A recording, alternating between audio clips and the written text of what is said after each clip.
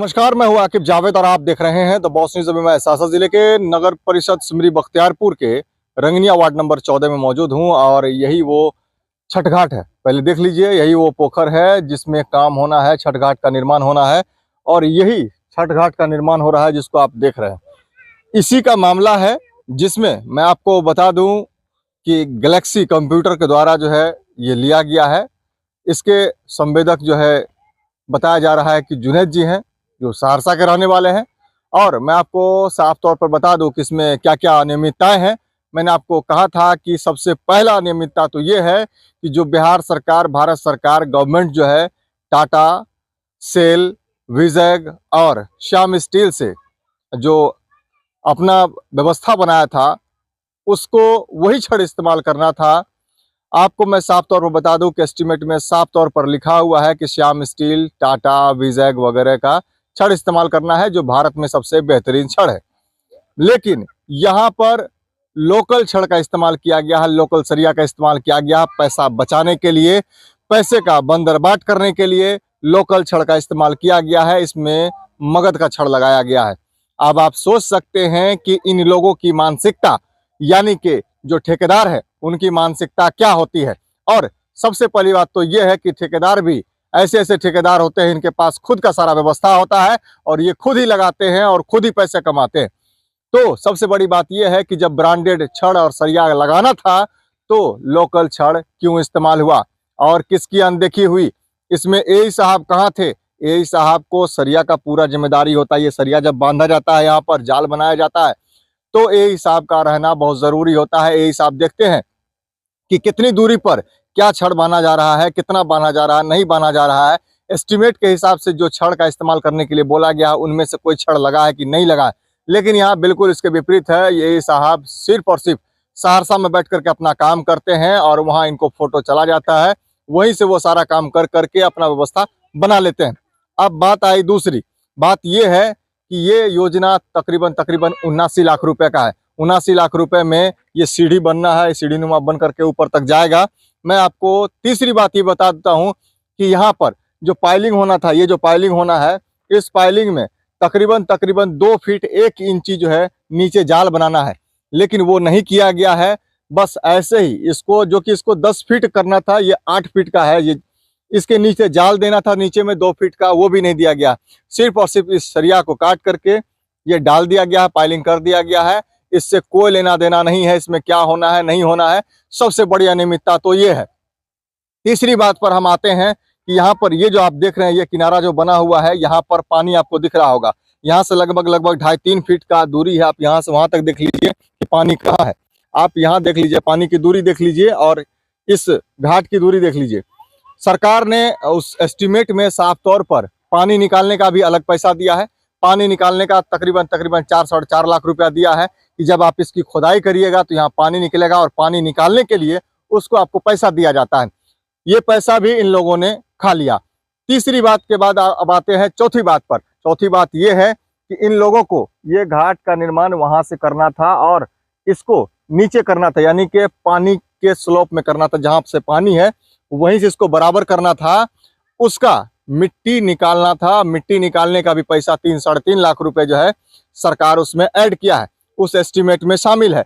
लेकिन इन लोगों ने उसका भी पैसा खा गया और ये लोग देखिएगा कि ऊपर में ही बना करके ये लोग यहाँ से निकलना चाह रहे थे। तो इसको हमने पकड़ा और साफ तौर पर यही जाना कि आखिर इसमें कितना झोल है और कितना पैसा ये लोग बचा रहे हैं। तो सबसे पहला सवाल तो ये है कि इसमें सबसे बड़ा सवाल एई साहब के ऊपर है। एई साहब कहाँ थे जब आपको जिम्मेदारी सरिया की है कि सरिया कौन लग रहा है, क्या लग रहा है, किस क्वालिटी का लग रहा है, आप वो जांच नहीं कर पा रहे हैं। दूसरा चीज, पाइलिंग में प्रॉब्लम है, पाइलिंग सही से नहीं हुआ है, पाइलिंग को आप देखिए। तीसरा चीज, मिट्टी निकालना था, मिट्टी नहीं निकला, यहाँ से मिट्टी का पैसा खाया गया। चौथा चीज ये है कि पानी निकालना था, पानी का पैसा है वो खाया गया। तो आप समझिए कि किस क्वालिटी का काम हो रहा है। वहीं पांचवी बात जो किसी को पता नहीं होगा, मैं ये भी बता देता हूँ कि वहां से लेकर के यहाँ तक जो भी काम हुआ है, इसमें आधा सरिया जो है, मुझे एक्चुअल पता नहीं है, लेकिन कुछ मोटा सरिया लगाया गया, कुछ पतला सरिया लगाया गया है। जब मैंने मिस्त्री से बात किया था तो मिस्त्री ने साफ तौर पर कहा था, यहाँ काम करने वाले, कि उधर से जब हम लोग काम करते आए तो हम लोग को पता नहीं था कि इतना ही लगाना है। लेकिन जब जेई साहब आए तो जेई साहब ने मना किया, तो आधा दूर के बाद हम लोगों ने सही सरिया लगाया है। अब 6 mm का है 8 mm का नहीं पता, लेकिन सरिया भी चेंजिंग है, यानी कि आधा कुछ और सरिया लगा हुआ है, आधा कुछ और लगा हुआ है। तो अब डिमांड यही है नगर परिषद सिमरी बख्तियारपुर से, कार्यपालक प्राधिकारी से। काम तो हालांकि रुका हुआ है, लेकिन नगर परिषद में यही होता है, काम कुछ दिन के लिए रोक दिया जाता है, पेमेंट विलंबित कर दी जाती है, लेकिन फिर अचानक जब माहौल शांत होता है, फिर वो काम को चालू करा करके फटाफट पेमेंट की निकासी हो जाती है और काम करके लोग निकल जाते हैं। तो सबसे बड़ा सवाल ये है, ये काम बिल्कुल ही रुका रहेगा, ये जब तक ये टूटेगा नहीं। अब फिर से एस्टिमेट के हिसाब से जब तक काम नहीं होगा, तब तक द बॉस न्यूज इस चीजों को दिखाता रहेगा, लगातार दिखाता रहेगा और लगातार इसके बारे में आवाज उठाता रहेगा, ताकि जो पैसे का सही इस्तेमाल है वो हो सके, तटवर्ती को प्रॉब्लम ना हो, परेशानी ना हो, यहाँ आने में कोई दिक्कत ना हो। जो सीढ़ी है, सीढ़ी किस तरह से बनना है, अब ये बताइए कि यहाँ जिस तरह से खड्डा है, कितना नीचे खड्डा है, अगर छठवर्ती यहाँ आती है, यहाँ उतरने चढ़ने में कितनी परेशानी होगी। इसीलिए जब ये बनना था तो उसके लेवल से बनना था, जिसको मिट्टी नहीं निकाला गया, मिट्टी का पैसा खाया गया, पानी का पैसा खाया गया।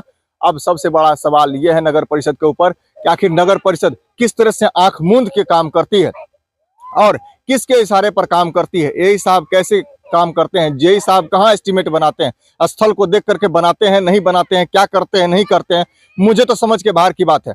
न जेई साहब का कोई ठिकाना है, ना एई साहब का कोई ठिकाना है। कार्यपालक प्राधिकारी को जब शिकायत किया जाता है तो वो कभी कभार आकर के देख लेते हैं, चले जाते हैं, काम को रोक देते हैं, फिर काम चालू करा देते हैं। तो सबसे बड़ा सवाल पूरे नगर परिषद पर है कि नगर परिषद में आखिर हो क्या रहा है, नगर परिषद में कौन जिम्मेदार है, कौन पैसा खा रहा है, किसके साठगांठ से ये काम हो रहा है, किसकी मिली भगत है, आखिर कौन लोग इन चीजों को देख रहे हैं, आखिर पैसा कहाँ जा रहा है, आखिर इन लोगों को खुली छूट क्यों मिली हुई है। मैंने जितना कुछ देखा है सब में यही हाल है। अभी 2-2, 3-3 नाला बन रहा है, नाला निर्माण में भी वही हाल है। नाला निर्माण बिल्कुल घटिया तरीके से काम हो रहा है, उसको भी देखने वाला कोई नहीं है, बस काम को फ्री छोड़ा हुआ है। 2 दिन 1 दिन समय देंगे, चेक करेंगे, जांच करेंगे, तब तक मालूम हुआ कि नाला बन करके तैयार हो जाएगा और उसका कुछ नहीं होने वाला है। चौथी बात यह है कि उस नाला निर्माण में भी सरिया का गलत तरीके से इस्तेमाल किया गया। टाटा का सरिया लगाना था, लेकिन सरिया बिल्कुल ही घटिया, टॉप मोस्ट क्वालिटी का जो घटिया सरिया होता है इस धरती पर, बिहार के धरती पर, वो सरिया लगाया गया जिसका नाम भी कोई नहीं जानता है। ऐसे से सरिया का इस्तेमाल हो रहा है और नगर परिषद, कार्यपालक प्राधिकारी, एई साहब, जेई साहब सब चैन की नींद सो रहे हैं और एसी में बैठ करके मजा ले रहे हैं, और जो पैसे का बंदरबाट होता है उसको बहुत अच्छे तरीके से लोग भजाने का काम कर रहे हैं। फिलहाल हम लगातार पोल खोलते रहेंगे, लगातार दिखाते रहेंगे कि कहाँ क्या है, नहीं है। बने रहिए हमारे साथ और देखते रहिए द बॉस न्यूज।